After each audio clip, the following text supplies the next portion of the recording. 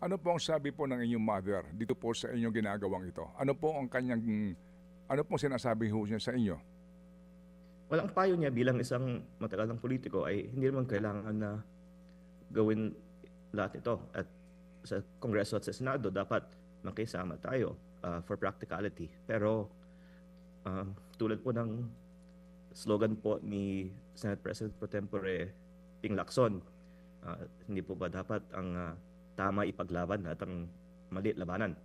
Kaya sana hindi mamasamain ang Kongreso kung gusto ko magbigay ng privilege speech mamaya para lang basahin yung nakalagay sa listahan ni Yusek Cabral. Are you saying na kayo po'y pinipigilan po ng inyong ina at sinasabi niya na makisama kayo sa kapwa niyo congressman at wag niyo ho itong itigil niyo na po itong ginagawa ninyo? Paano po? Hindi ako pinipigilan kasi the fact na ginagawa ko pa, hindi ako napipigilan, di ba? Alam naman po ng mga malapit sa amin na ako po ay nagdesisyon ng independente. Pero yun po ang kanyang payo for my own personal sake. Ang punto ko po ay it would be much more convenient and the cost is not worth the benefit. Pero I just think that it's the right thing to do.